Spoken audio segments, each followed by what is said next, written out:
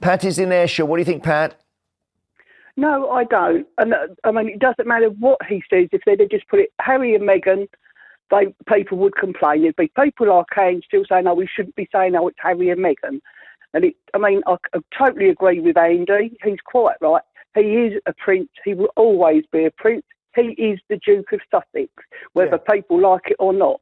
So what you say about how it came up on a programme he was on, the Duke of Sussex. He didn't put the font up. No, he didn't. He wouldn't have chosen the font. But I mean, that's true. And also, I think if everything was taken away from him, you all make money out of bashing them. It doesn't matter what they do. He's out doing the Invictus Games things. You're not saying about, that's great, he's doing that. Let Anne respond, Pat. No, you're not saying he's doing a great thing with the Invictus Games. You've said that. Busy talking about Camilla. Anne's on red alert to respond, Pat. Let her get in. Yeah, well, she can do. First of all, I've already made it clear, yes, he is a prince. Yes, he is the Duke of Sussex. That's not what I'm complaining about. What I'm complaining about is that he is commercialising and making money out of both those things. And that is what I'm objecting to. And I wouldn't even mind if it was benign. But he's making his money by bashing the royal family, who are in a pretty delicate state at the moment. Pat, what about that? Making money, and also, he called how can that be bashing the royal family? He set up a website, Sussex.com. How is that bashing the royal family? That's ridiculous. He's been bashing the royal family ever since he left the country. His autobiography. Have you read his autobiography? Yes, I have read the autobiography. And you don't think he was bashing the royals? No, he didn't. All right, Pat, thank you. How do you know he's bashing them if you don't know what the truth is? Nobody knows what the truth is about what was said. What about... They're a family. Let's get into it. Because when Pat from Ayrshire picked up the phone and told the Jeremy Vine show what so many have been screaming into the void for years, that it doesn't matter what Harry and Meghan do, people will find a way to bash them. It wasn't just a caller speaking. It was a truth bomb wrapped in a Scottish accent, flung straight into the heart of an empire built on selective morality and double standards. It was a woman, an everyday viewer, not a commentator, not a palace insider, not someone with a column in the Telegraph, who had the courage to say what royal reporters and palace aides have danced around with smirks and euphemisms. Her voice wasn't trembling with hesitation. It was firm. It was fed up. It was ringing with the sort of clarity that cuts through noise, propaganda, and the prim facade of monarchy-sympathizing media.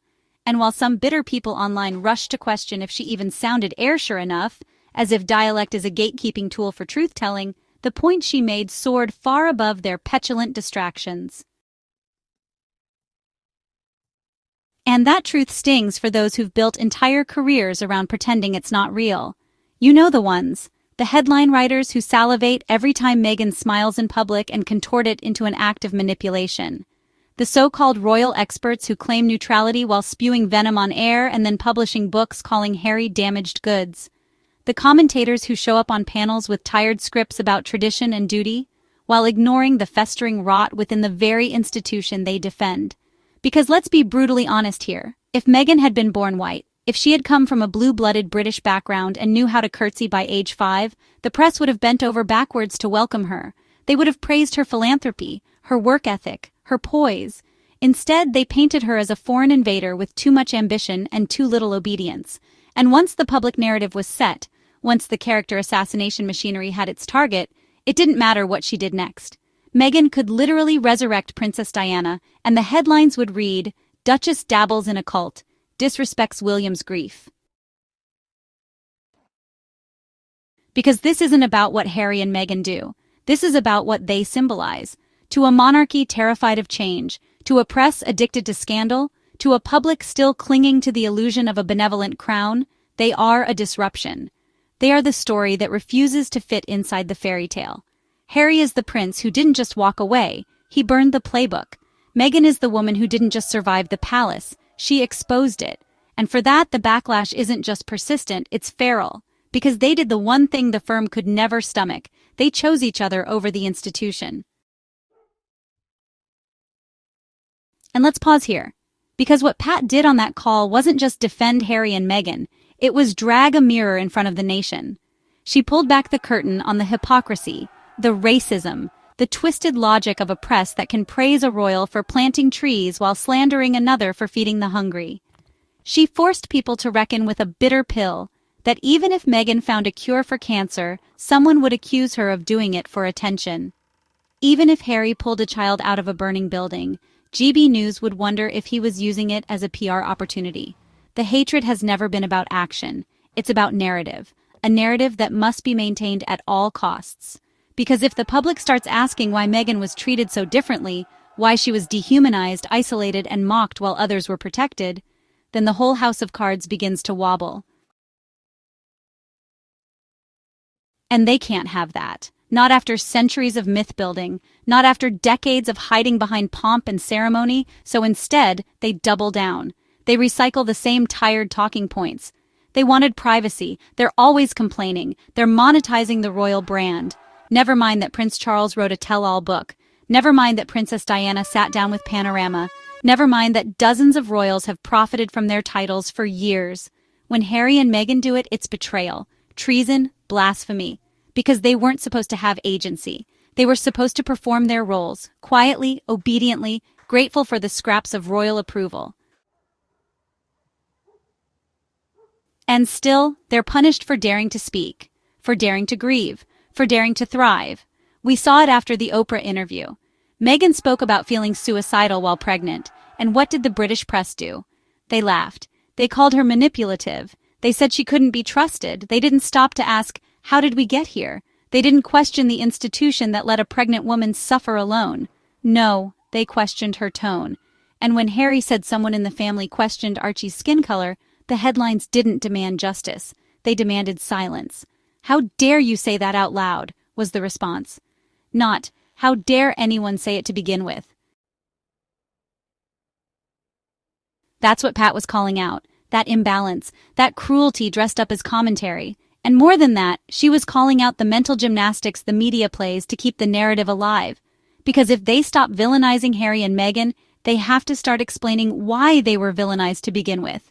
And that's a truth too uncomfortable for the establishment to stomach. That's why they paint Meghan as difficult for asking questions. That's why they mock Harry for going to therapy. That's why they act like every Sussex project is a threat to national stability. Because deep down, they know that none of this hate is earned. It's manufactured. And we've seen it before. Look at how Diana was hounded, how her pain was treated like entertainment, how her death became a media circus the very people who tormented her pretended to mourn. Look at how Sarah Ferguson was dragged through every tabloid corner for years. Look at how Camilla was demonized before being slowly rehabilitated through palace PR. And yes, even Kate, so often seen as the media darling, was put through her own set of humiliations and cruel headlines until she became useful as a silent contrast to Meghan. This is what the monarchy does. It picks its heroines and villains based on optics, and when the optics shift, so does the loyalty. And still, Harry and Meghan refuse to fold. They refuse to shrink. They refuse to be reshaped by a toxic institution and a bloodthirsty press. And that's why they are feared. Not because they did anything wrong, but because they exposed everything that is. And let's talk about the titles. Oh, the obsession with the titles. The people frothing at the mouth about why Meghan still uses Duchess of Sussex, as if they don't know that it's not something you can hand back like a Starbucks order. These people don't care about titles. They care about punishment. They want Meghan stripped. They want Harry humiliated. They want to watch them crawl. Because in their minds, walking away should mean erasure. It should mean failure. But it hasn't. It's meant freedom, visibility, impact, and that is the real offense. They are no longer trapped behind palace gates, and they're still being heard. They no longer follow royal protocol, and they're still making headlines. They left the United Kingdom, and they're still influencing culture, politics, and conversations globally. That's what bothers them. That's what enrages the haters. Not that Meghan and Harry left, but that their relevance didn't die the minute they stepped away. And it's not just Pat who sees it. More and more people are waking up. The ones who once believed the headlines are now asking, wait, why is the press so obsessed? The ones who once mocked Meghan for crying racism are now remembering that time a royal asked about Archie's skin tone. The ones who used to say, they should just move on, are now realizing it's the media that won't let go. And so, voices like Pat's matter. They matter because they cut through the narrative. They matter because they remind us that truth isn't a numbers game. It doesn't matter how many talking heads call Meghan a liar. It doesn't make it true. It doesn't matter how many op-eds mock Harry's pain. It doesn't erase it. What matters is who's still standing after the storm. What matters is who can look in the mirror and say, I chose truth. I chose love. I chose peace. And that's what Harry and Meghan represent. Not scandal, but survival. Not drama, but defiance. Not betrayal, but boundaries. They are the story the palace hoped would go away. And yet here they are, loved, watched, followed, supported, despite everything thrown at them. Despite the character assassinations. Despite the endless lies. Despite the headlines that read more like hate mail than journalism. So when Pat called in, she wasn't just speaking truth to power. She was doing something far more radical. She was validating two people who've been dehumanized for years. She was holding up a banner for clarity in a fog of misinformation. She was saying, loud and clear, I see you. I believe you. I know what they're doing to you, and I'm not buying it. And that, my friends, is power. That is resistance. That is the start of a shift. Because real change doesn't begin with kings and queens. It begins with people like Pat, with people who refuse to be lied to, with people who pick up the phone and say, this is wrong. That's the voice that shakes institutions. That's the kind of truth that no crown can contain. And in the end, that truth will win.